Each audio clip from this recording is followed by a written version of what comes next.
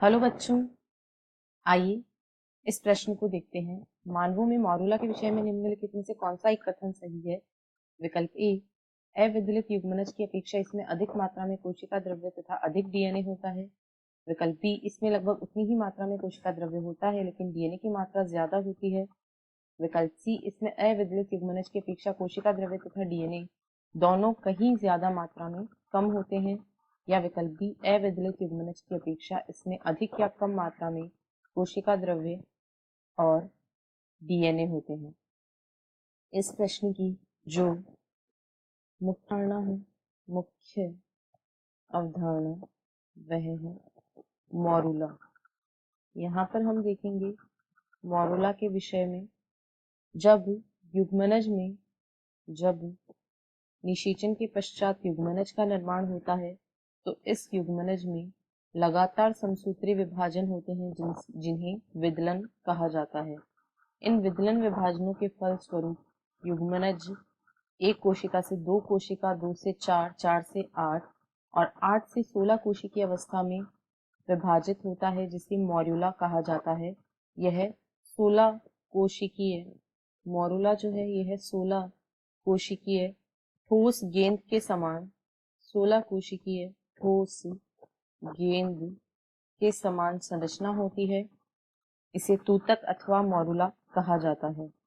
क्योंकि विभाजन समसूत्री होते हैं, क्योंकि जो विदलन विभाजन होते हैं ये समसूत्री प्रकार के विभाजन होते हैं, इसलिए मॉरूला का आकार जायगोट के समान ही होता है। इसीलिए जो मॉरूला होता है इसका आकार युग्मनज या जायगोट के समान होता है, युग्मनज के समान होता है। क्योंकि प्रत्येक विदलन विभाजन के साथ कोशिकाओं की संख्या बढ़ जाती है लेकिन उनका आकार घट जाता है। समसूत्री विभाजनों के कारण मॉरूला के जो कोशिका द्रव्य की मात्रा होती है वह युग्मनज के समान ही होती है, लेकिन डीएनए की सामग्री बढ़ जाती है। मॉरूला में जो कोशिका द्रव्य होता है, कोशिका द्रव्य उसकी मात्रा युग्मनज के समान ही होती है।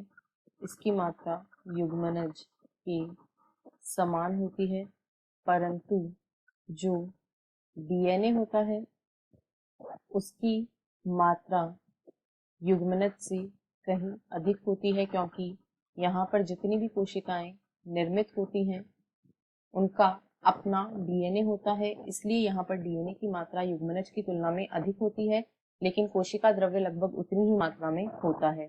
यदि विकल्पों को देखें तो विकल्प ए में कहा गया है अविदलित युग्मनज की अपेक्षा इसमें अधिक मात्रा में कोशिका द्रव्य तथा अधिक डीएनए होता है। कोशिका द्रव्य की मात्रा समान रहती है। विकल्प बी सही है, कोशिका द्रव्य समान, डीएनए ज्यादा। सी में कहा गया है कोशिका द्रव्य और डीएनए दोनों ही बहुत कम, कहीं ज्यादा मात्रा में कम होते हैं, तो ऐसा नहीं होता है, इसलिए विकल्प सी भी गलत है। और डी में कहा गया है इसमें अधिक या कम समान मात्रा में कोशिका द्रव्य और डीएनए होते हैं, तो यह भी गलत है। अतः विकल्प बी इस प्रश्न का सही उत्तर है। आशा है आपको प्रश्न समझ आया होगा। धन्यवाद।